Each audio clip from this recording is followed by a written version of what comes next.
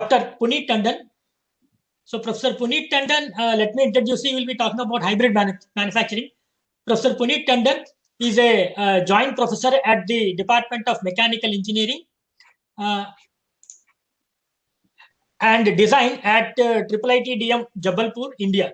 So currently he is head of the department uh, at the institute.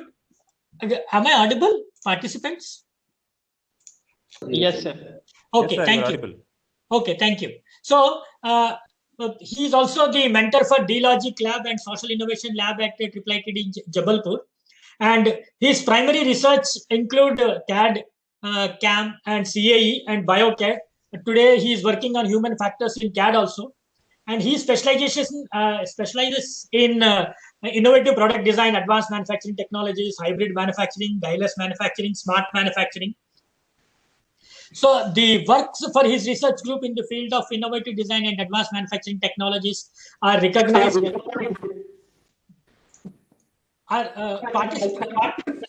Participants, I request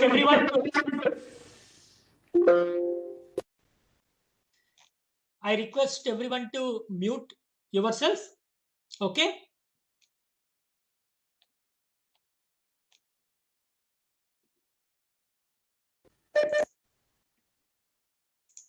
So I request everyone to mute yourself, please. Okay. So Professor Puneet Tandon has more than almost 32 years of experience, and he has done his bachelor's from NIT Kurukshetra, master's from IIT Kanpur, and also PhD from IIT Kanpur. He has almost 32 years of experience, both engineering, research, and also the education. He has around 250 publications in reputed journals and publications. Besides, he is an author of 2 books and more than 12 patents. He's been guest editor at few journals. Besides, he has guided almost 15 doctoral students, out of which I am also one of his students. And right now, currently, he is supervising almost 66 PhD students actually. So Professor Puneet Tandon, he is working on metal forming techniques for a decade. He has received a lot of grants from Ministry of Heavy Industries, Ministry of Human Resource Development under Imprint India program. He is also a recipient of BRNS project for pursuing the research on incremental sheet forming. He has DST, STRB, DST Advanced Manufacturing Technology program under additive manufacturing. And also, he is a fellow of Indo-Japan program. Behind, he has executed a lot of programs under the GAN program and also with the Japanese organization and many other international organizations. He received many prizes at Duo 2020 Duo Indo Fellowship Award from Italy, and he has awarded at awards include Imtex 2016, 17, and also 18. So he's mostly the research papers of publications include AOSME Journal of Computing and Information Technology, Science and Engineering Certificate of Merit he received from International Conference of Computational Biology and World Congress on Engineering and Computer Science. He is an extensive administrative experience also. He was Board of Governors member from MNIT Bhopal, member BOG IIIT DM Jabalpur, Dean Planning and Development, Dean Research and Development, Head Mechanical Engineering, Head of the Discipline for Design Program. So he's also the coordinator for National Resource Center on Design established by MHRD. He's also the president of Innovation India Institutional Innovation Council at IIIT DM Jabalpur. And he has almost 20 to 25 international conferences he has chaired and given a lot of invited lectures. And he also organized a lot of workshops and with the Ministry of Foreign Affairs in Japan. And he has been part of multiple conferences, conference committees. He also delivered keynote lectures, plenary lectures, and he also actively participates in international academic organizations. So may I request Professor Puneet Tandon to share his thoughts in this August gathering. Sir, we have around 80 participants right now online. So I think now the session is yours. Thank you, sir.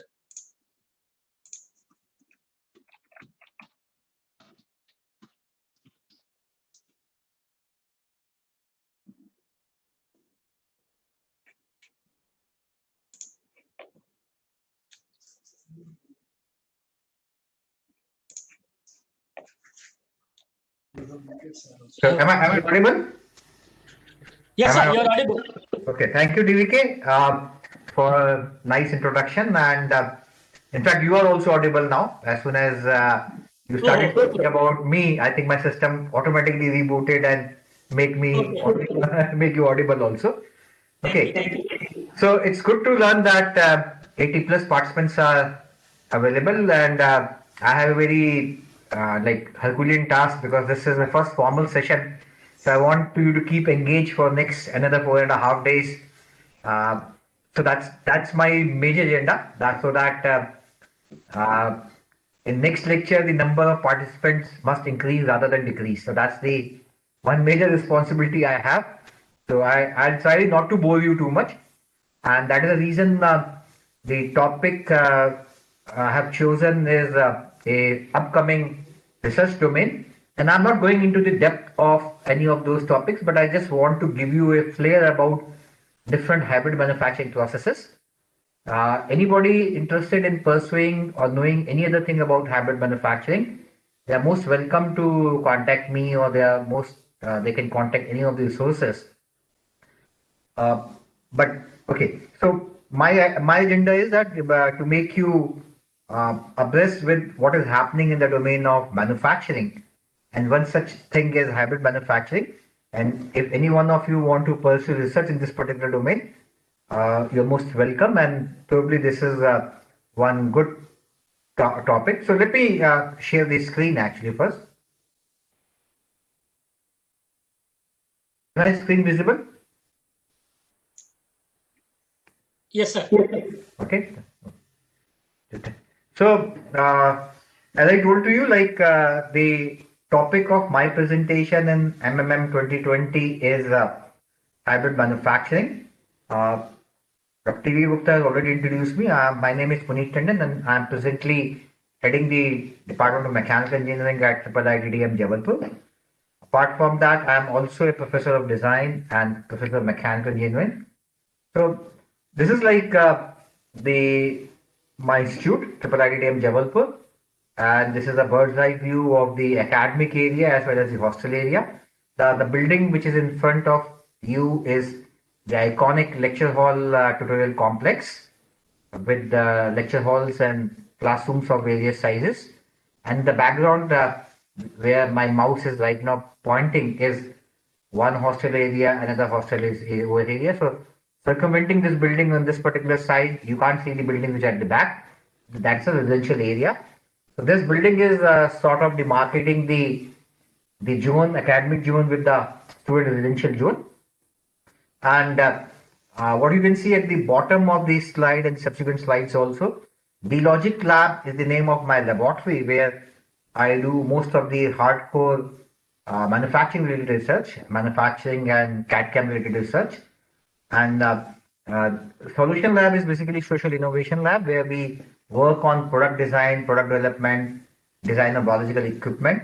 And IDM is the group which is innovations in design and manufacturing, of which I'm a part of, which group. Okay.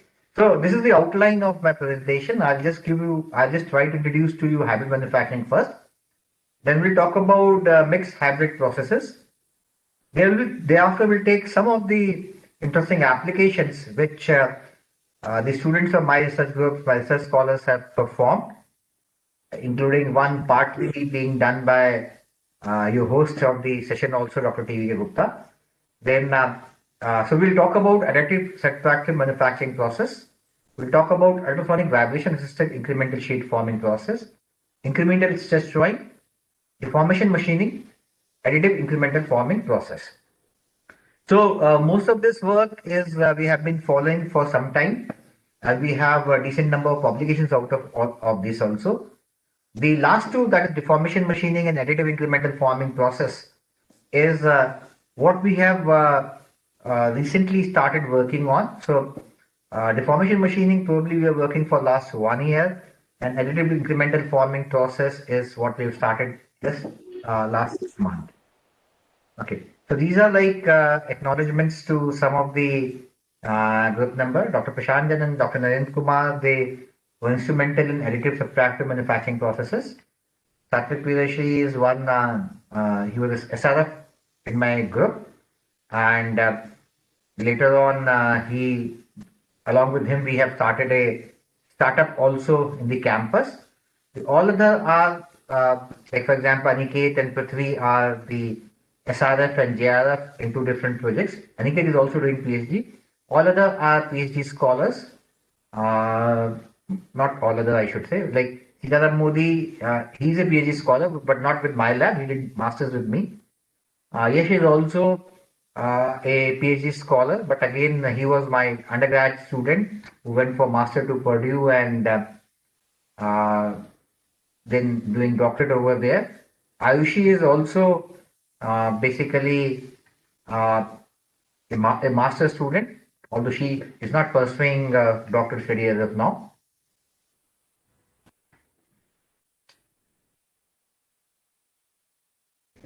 So let's introduce. The first thing what I want to make you understand is what is a hybrid manufacturing process. Please understand that hybrid manufacturing process is not combined manufacturing process. So if you are doing two operations simultaneously, only then we call it a hybrid manufacturing process. If you say you do turning followed by milling or milling followed by turning, or maybe milling followed by drilling, that's not a hybrid manufacturing process. So hybrid manufacturing process is number one, not only they are simultaneous, but where there is a controlled interaction of two or more than two different process mechanisms, or maybe you are sharing two or more than two energy resources, or you are sharing two or more than two tools. So when there is a controlled interaction between two different tools, or maybe you are you are trying to combine two different energy sources, or you are trying to combine two or more than two different process mechanisms, then that's what you call as a hybrid manufacturing process. And this definition is given by the SERP Collaborative Working Group on Hybrid Manufacturing Process. So it is something like this, like you have multiple processes, 1, 2, 3, 4, n processes, and all of them are influencing each other. Only then it's hybrid manufacturing process. If process one doesn't have influence on process two, and process two doesn't have influence on process two, then that's not a hybrid manufacturing process. May I request all of you to kindly mute your mic? Okay. Kindly mute your mics. Okay. Otherwise, if there is no control interaction, then we can call them as a combined manufacturing processes. Otherwise, if there is a control interaction, then we can call them as simultaneous manufacturing processes. So hybrid manufacturing processes are a combination of different tools, which include combination of different tools, energy sources, like for example, mixed processes and assisted processes, or it can be control application of process mechanisms. So broadly now I can say there are three different hybrid processes: mixed processes, assisted processes, and control interaction of process mechanisms. So we'll talk about some of these processes, the multiple processes. The one which are highlighted with red, I'll be presenting slightly in detail. I'm sorry, but someone's mic is open. And please keep your mic closed. Samir, your mic is open. It's on. Can you mute yourself, Samir? Examples of hybrid manufacturing processes are EDM ECM, where you're combining EDM and ECM, and curved profile extrusion. So I'll show you one example of EDM where we classify as a mixed hybrid process, and Yash worked on this particular problem. Then we have assisted hybrid processes, which include ultrasonic vibration assisted incremental forming, UVAISF, which I'll be presenting slightly in detail. But the other processes which are also there are laser assisted turning, vibration assisted grinding, vibration assisted EDM, media assisted cutting, laser assisted bending, and there are other processes also. Then we have for control application hybrid processes, incremental stress joint, deformation machining plus incremental sheet forming. So I'll be talking about both these processes in detail. So let's start with the mixed hybrid processes. So before going for the mixed hybrid processes, let me show you some of the machines which our institute, our department has.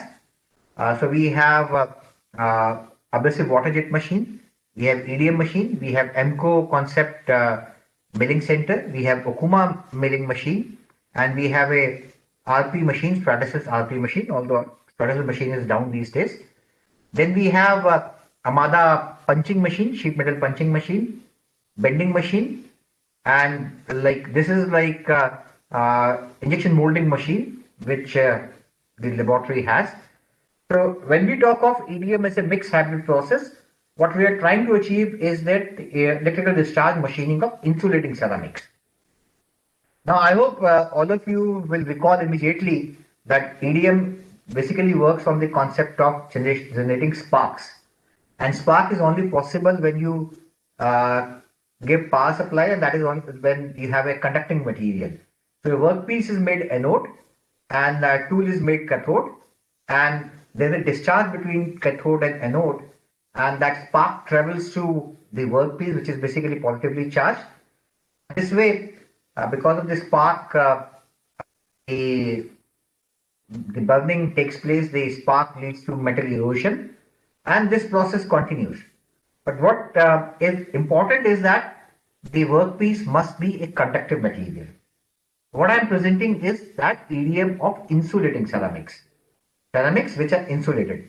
So that was the purpose uh, of this particular exercise. Apart from that, we also worked on the non-linearity of the EDM, basically the machinability of the conducting materials, and we also tried to develop a single discharge finite element model. So the two images on the left hand side are these SEM images, scanning electron images of EDM machined non-conducted ceramics or insulating ceramics, and right hand side is uh, the the graph between time and distance of cavity generated by the EDM. So this was the setup which we made, slightly customized the existing uh, EDM machine, Electronica EDM machine, which we have in our laboratory. So I think I should not, there's no need of reading out these things. This is quite obvious, and most of you know about these things. This is a machine setup. But this is interesting, like two electrodes and workpiece. So we made a copper electrode and we made a copper tungsten electrode. You can also see the sizes of those electrodes. The middle image is I think everybody will be able to recall that the creation of EDM tools is a big problem. So we are talking about turning of two electrodes, and this is like ceramic, alumina ceramic, which we tried to machine for the first time, and then we also tried to machine other materials also. So the left again, this is the design of the fixture. So the first fixture was a conventional mechanical type of fixture where we tried to put this white color is a insulating ceramic, which we tried to cover with a copper sheet or different things. And this was a magnetic assisted EDM fixture where, unlike clamping with magnetic fixture, we try to fix it. Then this is the development of the setup for coating purposes, because this is a mixed hybrid process. So our task was to generate somehow the first spark, and once the first spark was generated, subsequent sparks were created because of the carbon soot which was generated by burning of so this is an air gun setup which tried to uh, create a coating on the ceramic for the first spark. So you can see there we have a copper tube, we have band heater, we have control valve, air pump, LM35 sensor, and Arduino board for controlling all such applications. This is the setup for coating, so screen printing setup. You can see this was we put a tape and we eroded the portion. So the coating blade, and this is like this brown color is adhesive tape, and this was a screen which is printed mesh created, and you can see this type of object being created inside the frame. And once we have done the coating, then one another way was to we have carbon paste electrodes which were made up of graphite powder and mineral oil, which were put in the muffle furnace in our laboratory for 2 hours at 500 degrees centigrade. and that you can see this image also, and that led to the establishment of coating on the ceramic. So the other assisting tools which we use in this particular process were like we try to put silver foils on the alumina. We try to put copper adhesive tape coating on the alumina. Screen printed with carbon ink coated, which was like very similar to what I was telling you over here. There was screen printing of carbon ink coating. Then this was the image of mechanically fastening the copper plate. So copper will be responsible for the first part, carbon paste electrode and aluminum coating. So all these, if you see, like we have a very thin coating of a metal, silver here, copper here, carbon here, copper again here, carbon again, and aluminum here on the ceramic. So we worked on different types of ceramic, but this images are all for alumina. And because now we have cathode as our PDM tool, and this will become anode, so we were able to generate the first path, or maybe in some cases, depending upon the depth of the coating, maybe a first few sparks. So after those first spark or the first few sparks, the carbon soot which was generated that led into the cavity, and that carbon soot was responsible for generation of subsequent spark. This process continued till certain depth, but after that depth, because carbon soot is ultimately not as efficient as any conventional metal, so the process used to die down after a certain point of time. So this offered limitations in terms of the depth which was generated, but that this helped us in establishing a process, because if we have a mechanism where we can keep on generating copper suits and keep on generating distributed it properly, probably the spark would continue for a longer time. The second mixed mixed hybrid manufacturing process is abrasive water slurry jet machining. So this is a slurry which have been added rather than the three-phase cutting tool which earlier were abrasive water and abrasive particle water and air. Now we are talking about a four-phase channel where we are talking abrasive particles, water, air, and slurry. So we used in this case, in our case, gelatin as a slurry. Gelatin is basically generated as an offshoot of the bones of the animal, but that helped in consolidating the channel of abrasive water jet in a very precise manner. So we were, because of this, because the flaring or tapering effect was significantly reduced, so we were able to manufacture channels, micro channels, as you can see from this image, and we are also able to generate simulate a process or emulate a process of 3D pocket milling, which otherwise is not possible with the water jet machining. The water jet machining is primarily a 2D process, but we were able to generate 3D profiles also. So this is the first image is our setup, where you can see this is our gelatin tank, and this is connected to the abrasive water jet machine. This is a nozzle, so we are adding gelatin over here, and this is making a four-phase supply. This you can see the curve. The curve tapering or curve width is very accurately controlled in this particular case, and we also try to heat the top surface of this material which we are going to machine to have better effect. And you can see that the advantage was like normally we have rough surface at the bottom and smooth surface at the top, but this case we are able to improve the surface roughness significantly. And like these three are the output, where we have micro channels being made and 3D profiling also with the help of. So I've shown you intermediate images so that you can understand the process in a better manner.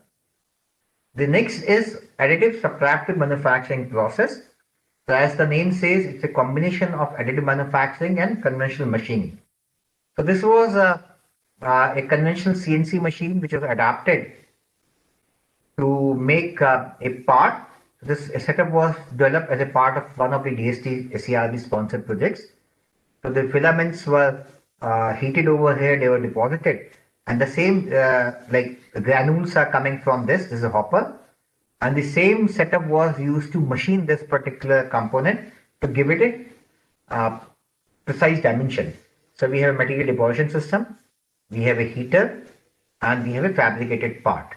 And these are like some of the samples which were generated by this particular profile. As you can see, like this is experimental stage. Here the layer thickness and the width of layoff is large. But again, this is a R&D phase. We could have been controlled to obtain a better thing. Now we are coming to ultrasonic vibration assisted incremental sheet forming. I hope that everybody is aware of incremental sheet forming process. Incremental sheet forming process is also popularly called the die-less manufacturing process because we are forming components without using dies. So when we want to make complex symmetry or complex shape profiles, complex shape components, and when we have to make limited number of components, then die design, die fabrication is not only time consuming but makes the entire process very costly. Now, die is always good when you go for mass manufacturing. So you have to make 1 million components, the cost of the die will be divided equally into 1 million components. But suppose you have to make 5 components or 10 components or even 100 components, then the cost of die will be distributed to those 5, 10 or 100 components only, making the entire process very costly. Apart from that, the die design and die manufacturing is also a very time consuming process. So the entire process is now changed to where we gradually deform the geometry of the component, gradually deform the sheet as per the geometry of the component. The geometry we capture from the CAD model. From the CAD model, we generate the tool path. It can be used on a conventional CNC machine, although we have designed and developed our own machines. And I'll show you in one of the slides later also. So we use those machines. So, but you can also work on as on a single point incremental forming on a conventional 3-axis machine. If you can see my image actually, if you can see me, so basically the process is something like this. You have a tool or a punch which keeps on moving gradually, and the process will be deforming the sheet. So this tool path is generated from the CAD model and keeps on deforming, and the process, the desired profile is being created on a sheet metal, which is 3D. There are still many challenges with this, and that's why it is not fully adapted to at the commercial level, but many components we have started making out of this, including for components for aerospace, automobile, one of my colleagues who is at IIT Hyderabad, Professor N.B. Reddy, he supplied some components to Boeing for this task. We are also collaborating with some of the automobile aerospace companies, including some of the biomedical companies, where we are trying to provide the components which can be useful, which are like standalone or customized parts. So that is basically ISF process. Another version of ISF is double-sided incremental forming, where you try to perform from both the sides. And the new process, hybrid manufacturing process, is ultrasonic vibration assisted incremental sheet forming, where the ultrasonic energy is being used to deform the components. So that takes the help of surface energy, which is being generated, and it is used to break the bonds. So with the ultrasonic vibrations, the ultrasonic vibrations basically help to reduce the grain size, as well as they help to glide the grains conveniently. That means it helps in facilitating forming in a much better manner. That means it improves the formability. So I'll show all those things. So basically this is the process. You have ultrasonic vibrations plus incremental sheet forming. So one side you are doing ultrasonic vibrations and you are going for incremental forming, sheet forming also. We call it UVISF. UVISF process is like this. So we have this is a tool, this like a tool which is connected to ultrasonic transducer, because of which this is reciprocating up and down along the axis, and then this tool is also moving along the sheet and able to form this this geometry. Okay, this particular geometry. So this is like the entire setup where we have ultrasonic vibration transmission system, and a frequency measuring equipment. Mr. Kandeval, please can you mute yourself? Your mic is open and Mr. Kandeval, can you mute yourself?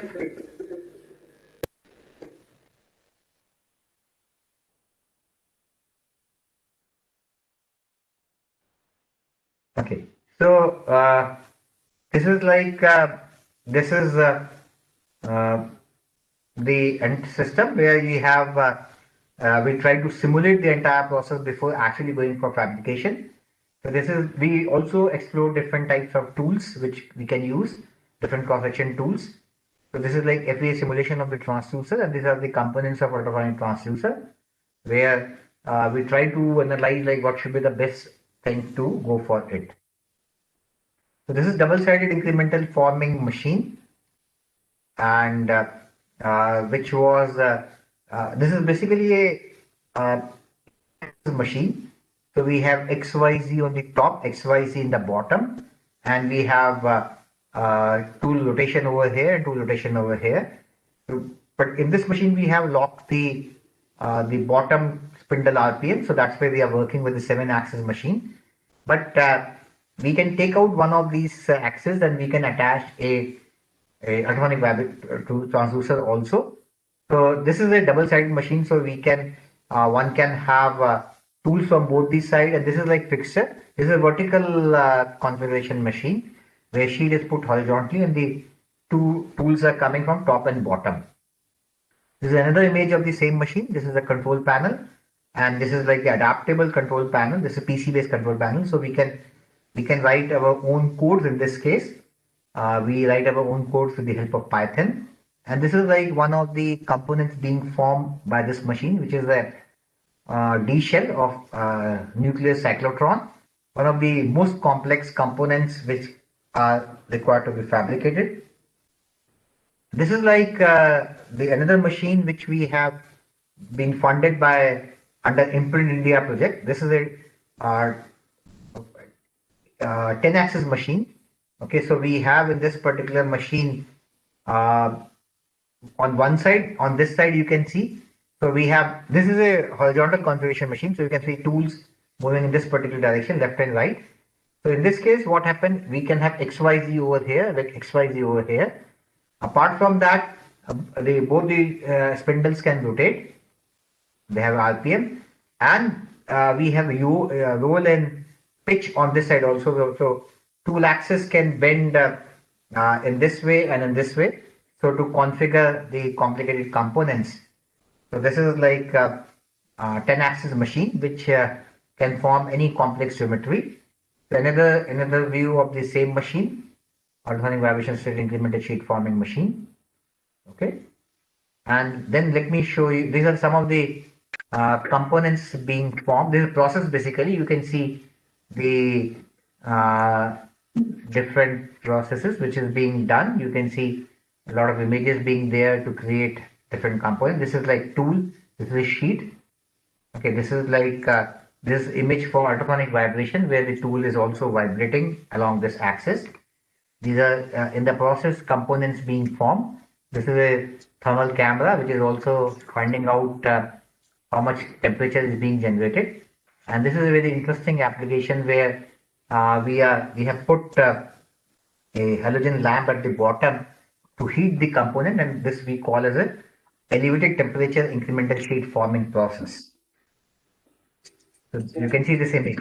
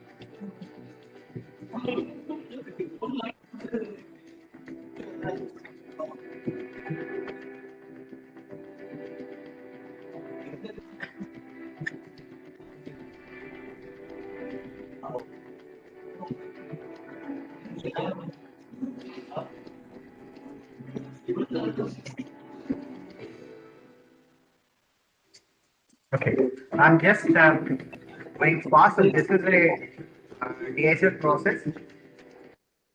This is a DSF process, commercial DSF process. You can see the tool is being formed from both the sides, and parallelly from this is a bottom tool and that's a top tool which is being forming and creating a this we have also developed a feature based algorithm for forming the components. Then you can see some of the samples being created. So this is again L-shaped components, like this is a bottom tool, this is left side tool, this is a right side tool which is being creating the component. And what I wanted to show you is that yes. So these are like some of the components being formed. This is double offset. Sorry. So just let me show you this image. This is you can see. So this is not possible by either. We have form on one side, so one side positive, another side negative. Double dual tool offset incremental forming, like double sided being formed. Then we have, you can see this is a cranial implant. Some person has his skull being broken. So that implant and the data comes from the CT scan. So you can't make a die for this. It has to be one component of kind which you want to make. This is an implant which is being made. And then some of the tests are being conducted on both experimentally and this is like what I wanted to show. This is a, if you can see this image clearly, this is USF. If you see this clearly, this is vibrating like this also with very small amplitude and then forming. And because of this amplitude, this is creating a lot of heat, and that's why we require coolant over here. So you can see this and multiple results being formed. Okay, so these are like some of the components fabricated, which you can see, which you have seen in the last slide also, but I'm just showing them again. This is the output where we are heating the components also, elevated temperature, warm forming. So you can see the one big challenge with ISF process is that the wall angles are limited, but here we are able to form components which almost 90% wall angle. This is cranial implant, this is L-shaped component, M-shaped component, then we have double-sided component, D-shell. So all these components are created under this machine. So this is the forming setup which we have, and you can see the formability. This is without ultrasonic vibrations. The depth is less as compared to the sample with ultrasonic vibrations. So these are like scientific reason, like mode shape, which is required. So normally we use half wave for our applications because it's better to connect with the transducer in this case. And these are like as I told you, the transducer designed with half wavelength pattern because it is easy combined with other half wave or booster and horn, and it is also necessary to form single eigen shape for each part. So that's the idea. The advantages of ultrasonic vibration set incremental sheet forming is that we can go for better material flow, better surface quality, enhanced formability, and forming at higher feed rates is possible in this case. Here I talk about incremental stretch drawing. And incremental stretch drawing, as the name says, that is combining the drawing process and the stretching process. So what we have done in this case is that we have used three different types of tools. The one larger diameter tool, then middle diameter tool, and then the small diameter tool. So the first, when we go for the larger diameter tool, it was predominantly drawing operation, a little bit of stretching. In the second case, it was almost you can say equal drawing and stretching, and the process is same, like it is the tool is moving in the spindle. And the third case we have less of drawing, almost negligible drawing, but more of stretching in this case. So if you combine drawing plus incremental sheet forming, that's called incremental stretch drawing. So this is like what I told you, like deformation the first stage where we use a large diameter tool, and this was the sheet, so it deformed component like this, larger diameter. Then we try to extend this deformation from here to here by a medium sized tool. Okay, and this in this case the tool path followed by was outside in. In this case it was followed as inside out, and then we have a a very small diameter tool, which was basically used in the third stage to further streamline this shape and make it align with the desired geometry. So in our case, as I told you, we do drawing with the large size tool, drawing and incremental forming with medium size tool with inside out tool path, and then mainly incremental forming with a small size tool. So in the example, the case which I'll be showing to you, we adopted the larger tool of 60 diameter. This tool is 30 diameter, and this tool is 13 diameter. The design of blanks were also and fixtures were also very important in this case. So we also worked exhaustively on designing different types of blanks, different types of fixtures. I'll show you some of the examples. I can't show you exhaustively all the things. And different tools were also designed. So as I told you, the one example I'll be showing is a large tool of 60 diameter, this shape, medium size tool of 30 diameter, small size tool of 13 diameter. And this is like a drawing operation, and the largest tool was then this type of like aberrations were created like this. So in some cases, even there was a crack also which was propagated. But this differentiation in geometry was taken care by a medium-sized tool. So medium-sized tool converted this large cavity in a proper cavity. And anyway, like even it's cracked, our area of interest is only this section. So we have to cut this off. So we use water jet machine to cut this section. And this section was the desired geometry, what we want to use. So as I told you, we worked on different types of fixture design also, because if you remember correctly, there's a basic difference between drawing and stretching. In drawing, we don't clamp the sheets. And when the punch flows, the sheet comes and take the shape of the cavity or die actually. So punch and die, the sheet is not clamped. Because if it is clamped, it will not be drawn, it will be stretching. But in the stretching, the sheet is clamped. So there is no drawing. And it's like, since the volume of the sheet remains same, so basically the area increases at the cost of reduction in thickness. So what we are trying, when we are trying to combine stretching and drawing, that means we basically wanted to control the sheet thickness.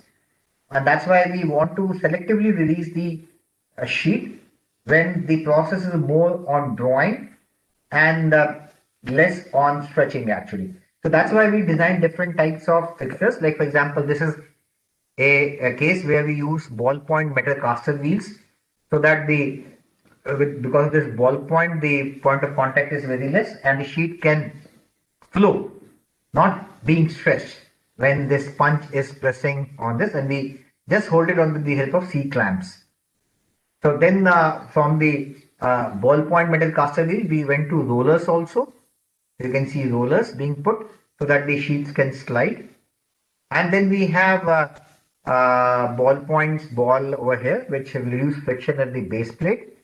And unfortunately, these types of marks were created, but then they were being used. And as I told you, we also worked on different types of tool design. This was a very interesting application, very similar to the refill of our ballpoint pen.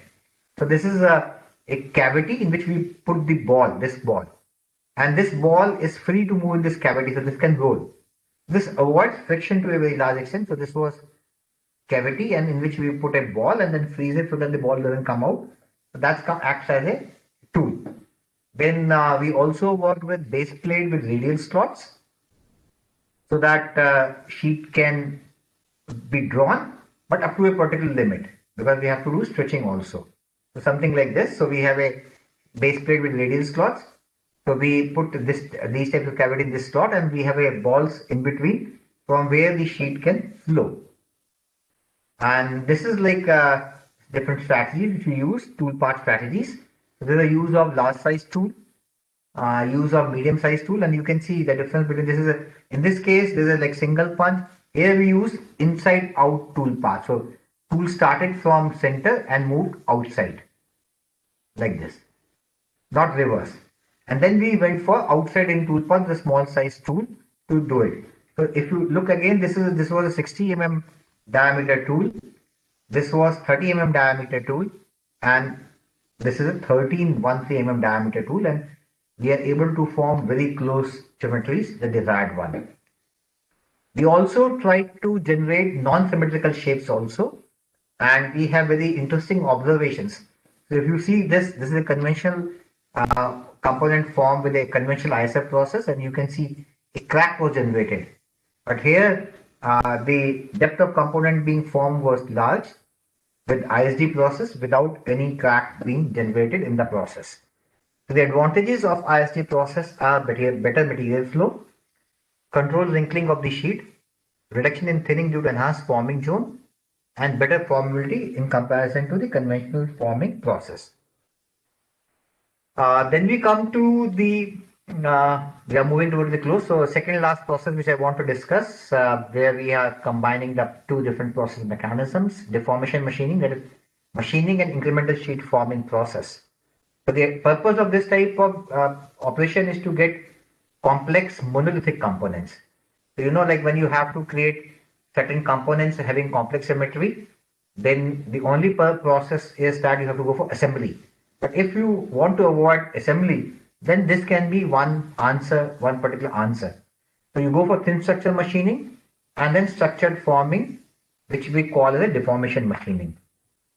So it is something like this. So you start with a block, you machine this and get this shape, and then you deform this shape with a forming tool, incremental sheet forming. And when you deform, then this is called single point incremental bending. So there are two modes of deformation machining. One is a bending mode and second is stretching mode.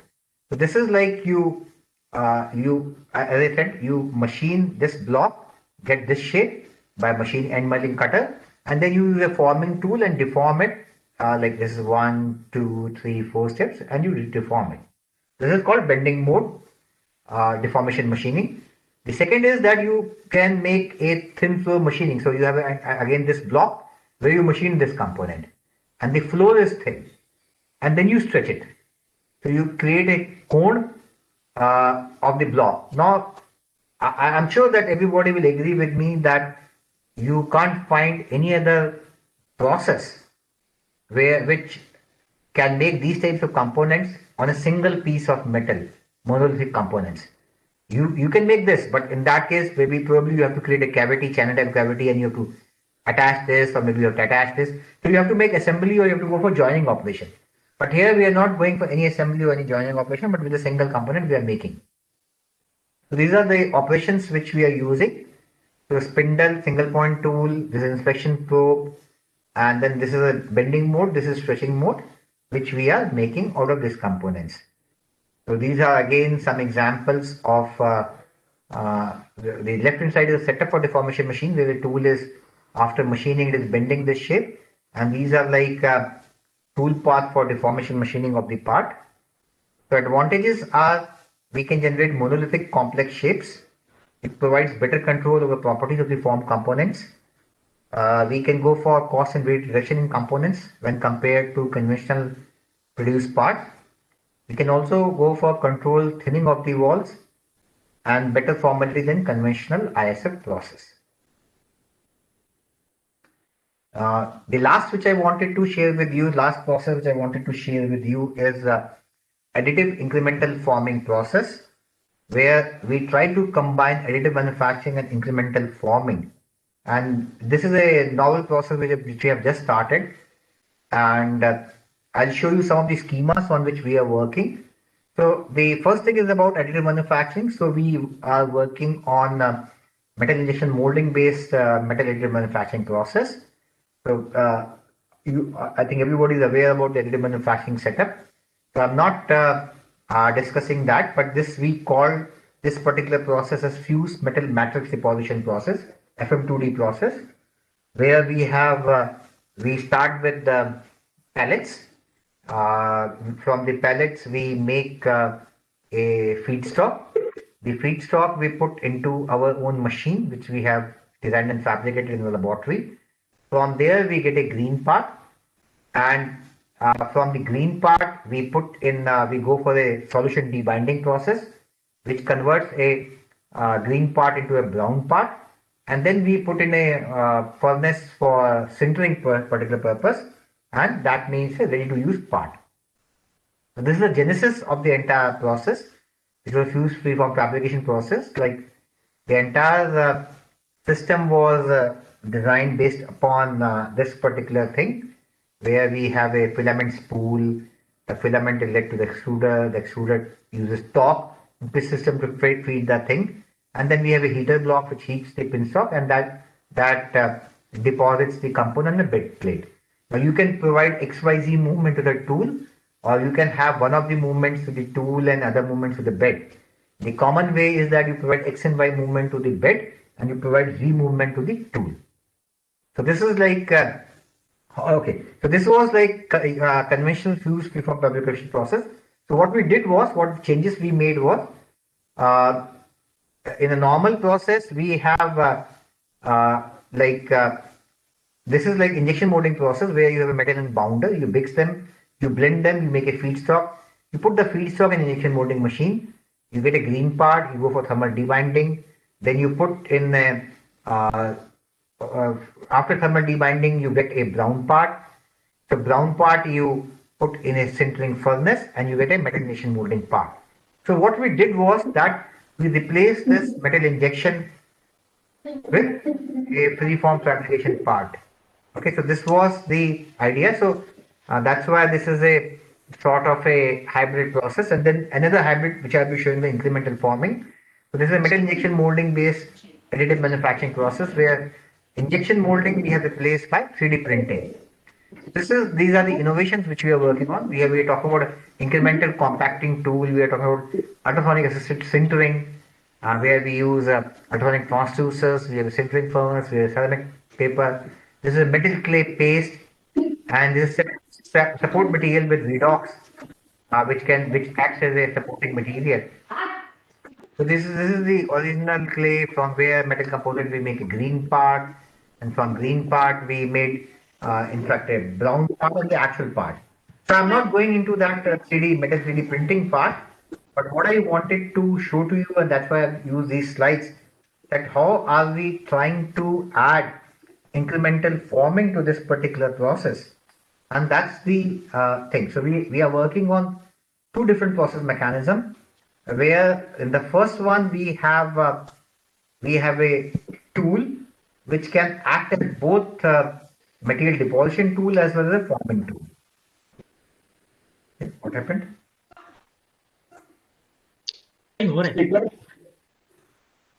Is my slide visible to you? No, I think it's gone.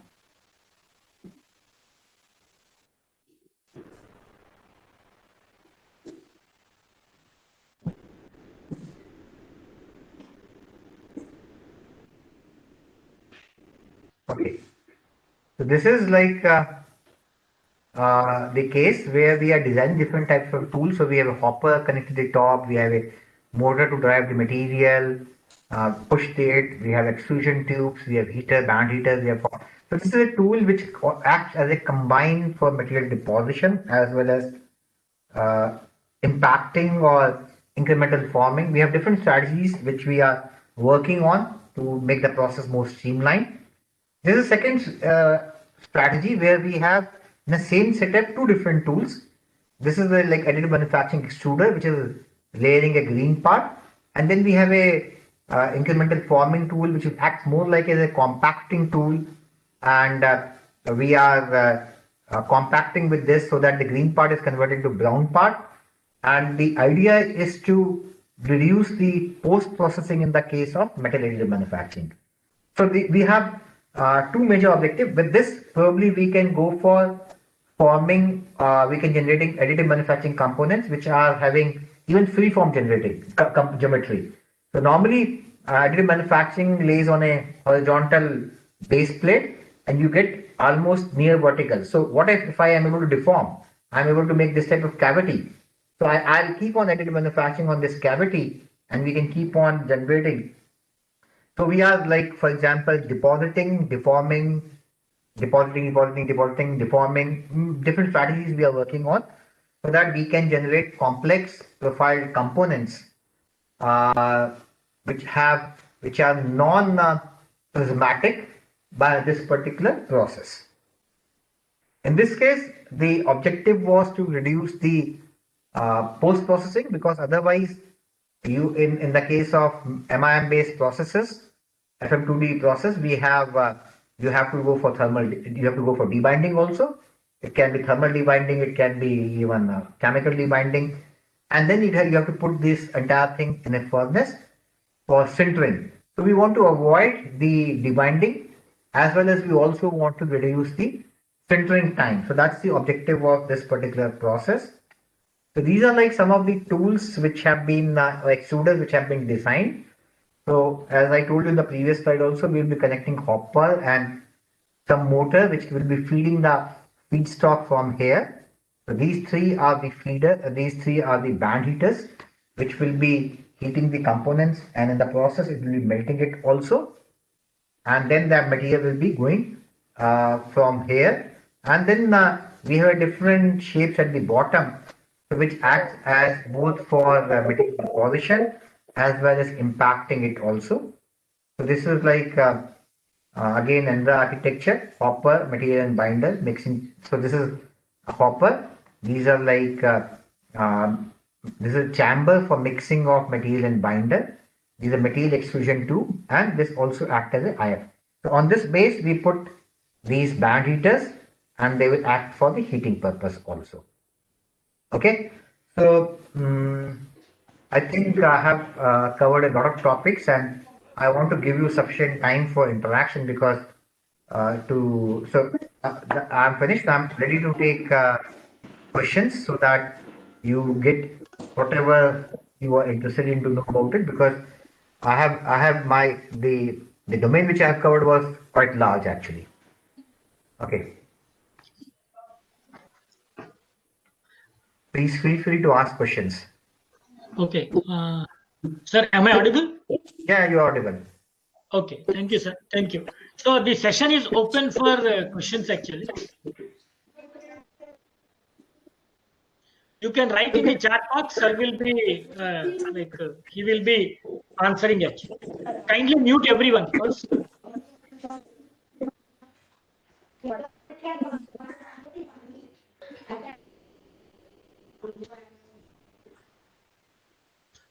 Dr. Murthy, please mute yourself.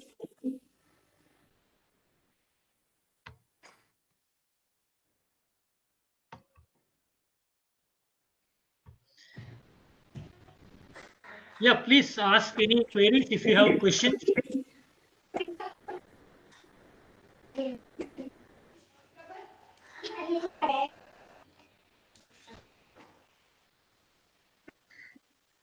You can write in the chat box.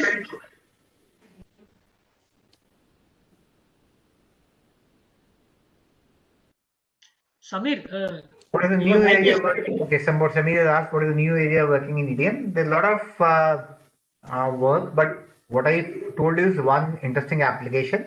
Apart from complex geometry creation, the machining of non-conducting materials is also one of the areas of interest. Although I'm not working on EDM these days for last few years.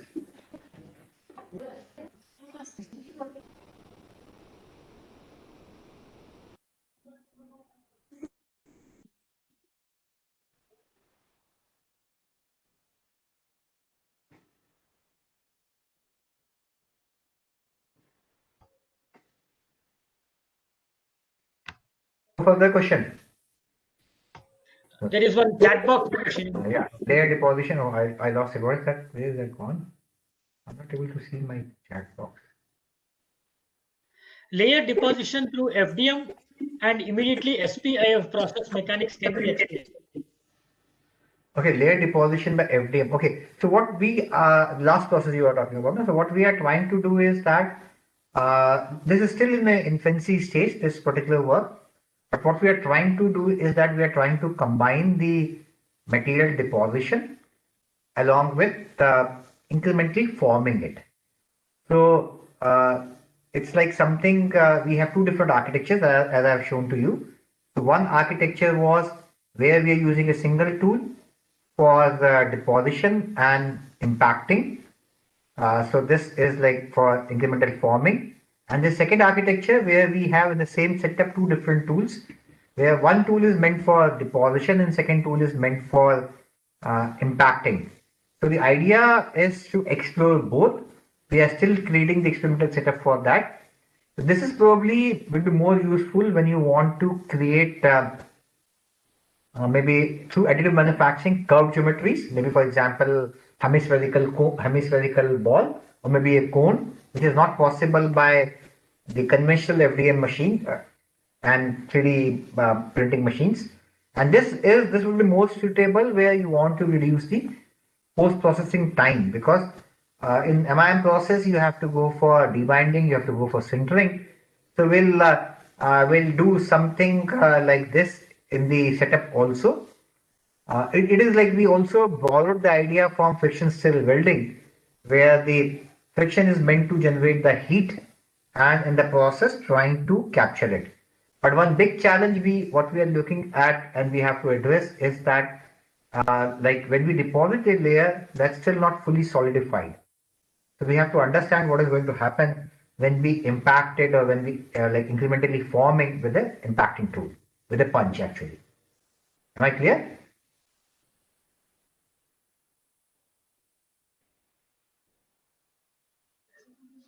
So there is one more question in the chat box. Mm-hmm. Can you? I'm not able to. I don't know what has happened, but I'm not able to go to chat box. Can you read it? What is the question?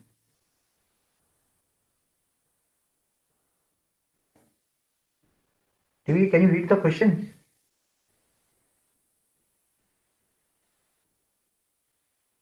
Sir, what are the target materials for these combined process? So what we are working is any metallic material. So we wanted to work on maybe steel, copper. That's different materials we are working on. Metals basically. Aluminium has a challenge, so we are not fully clear with that particular thing, but yes, we are working.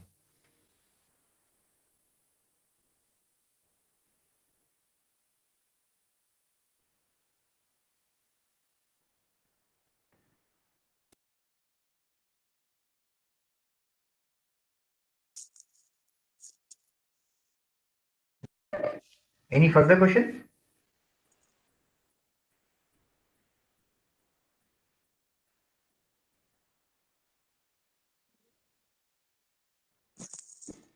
TVK sir, you are not audible. What SPAF fixture design? I've not shared in this slide, but it's not number one. It's not hot. It's a warm. So what we did was like, for example, if you take a conventional three-axis machine, CNC machine, so on one side you are using a forming tool, and at the bottom you are going for heating setup. Now there are different setups which are in practice. People use laser, people use joule heating, electrical current. People also use friction stir welding. But what we have used is that we have used halogen lamp. So we have used 4 halogen lamps. Okay, let me share that slide once again, try to show you.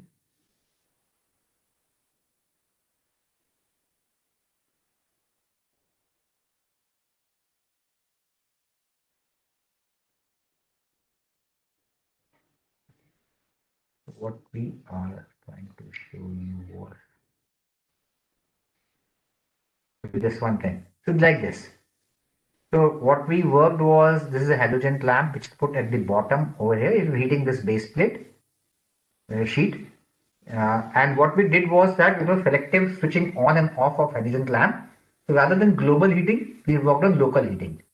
Now what we are working in the next stage is to program it and to couple it with our movement of our forming tool. So that when the tool moves from A to B and B to C, the lamp which is just below that particular section switch on, all other lamps are switching off. That will save the life of the halogen lamp also and give the advantage of local heating rather than global heating. Fine.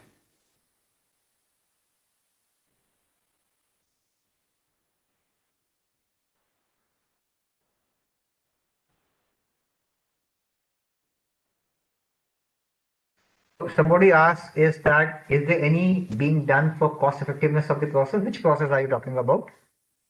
Mr. Upadhyay, which process are you talking about?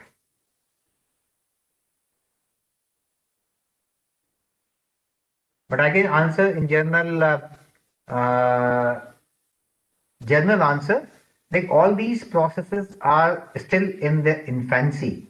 They're in the research laboratories, and number one, they cannot substitute conventional forming processes or conventional manufacturing processes because those are established and they come out to be cheaper.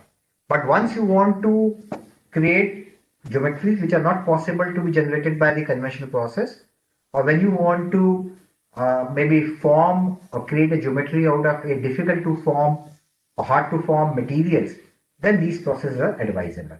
But you cannot substitute a conventional manufacturing process by any one of these processes. Then somebody asked me, kindly share some thoughts on cranial implant using SPIF. So that's what I told you. We have created a cranial implant. Like this is a cranial implant, which was created out of. So we got the data of the patient head from the CT scan and MRI. From there, we created a CAD model. That CAD model was fed to our own software, from where we developed the tool path of the forming machine, and then we put a titanium sheet, and this titanium sheet was deformed as per the process. We had some issues with the simple single point incremental forming, but when we tried it with the elevated temperature incremental forming, it led to very good surface finish and near the good geometry. So we are in touch with one of the manufacturers, and he's keen to have technology transfer for this particular case.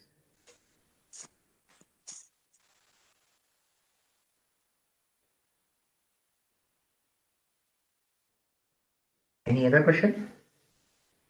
Normally, when you don't have any question, you either understand everything or you don't understand anything. The chances of first are very rare. So what I'm presuming is that like most of the things have gone over your head actually, or maybe I'm not able to make you understand about different processes. But I hope that maybe if you give a cool thought to these things, probably you'll understand more.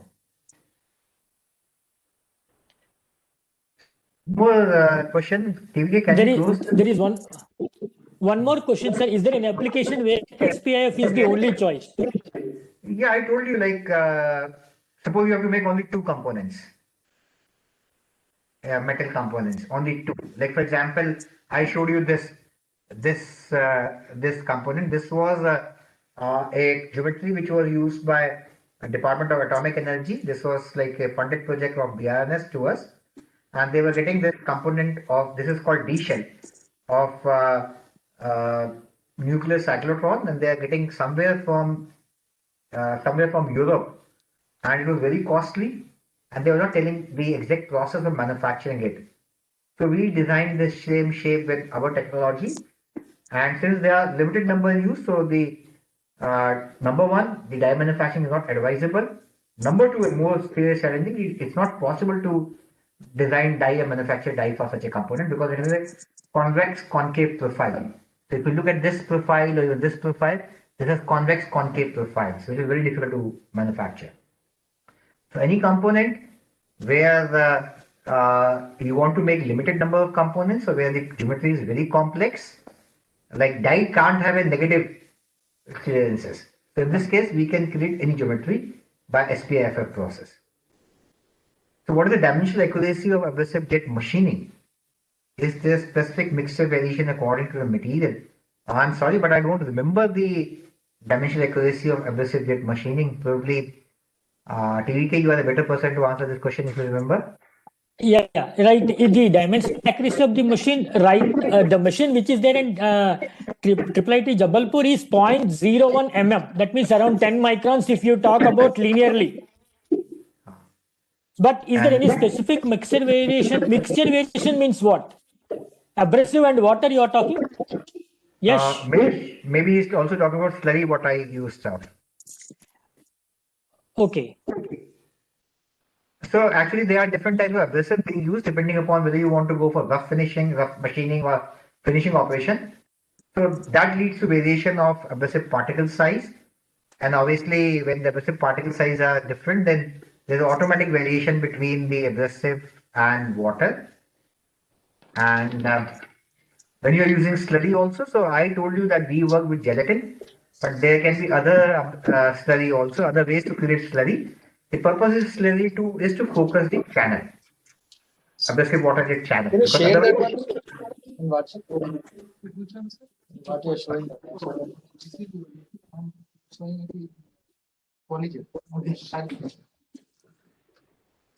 so somebody you mentioned post processing as per the metal determination is concerned. So in order to get good structure, property correlation, can you elaborate more on post?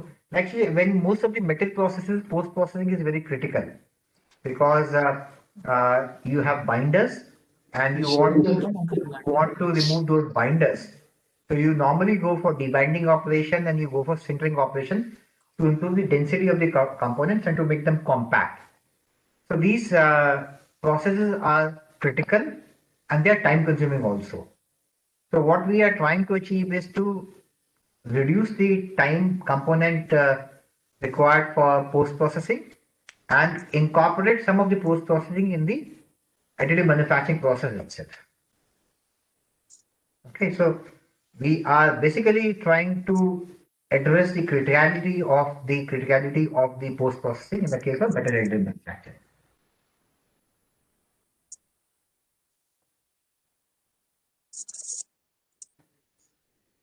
Am I clear? Parag?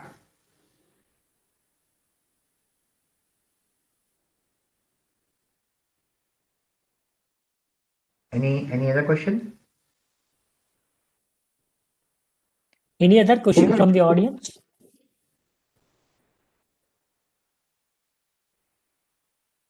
So if you have, okay, FDM printing, sir, there is one more question.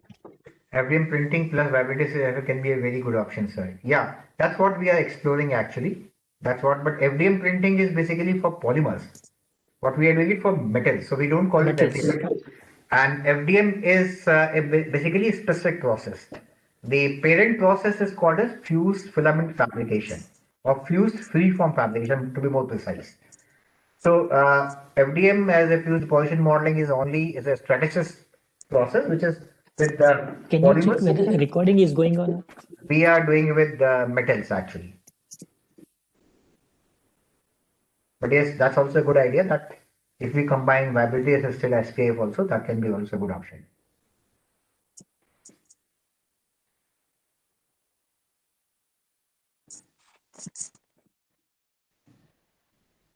Okay.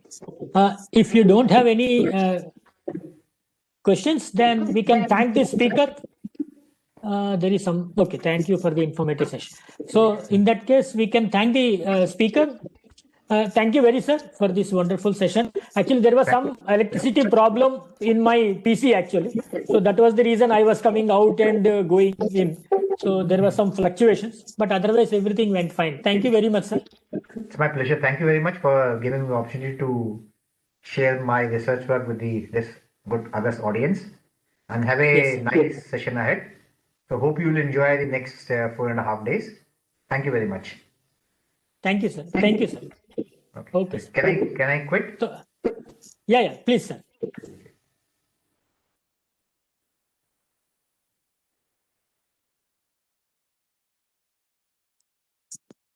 Okay, thank you all the participants. So we will be meeting for the next session at 2:30 is the session starts. Let us meet at 2:25.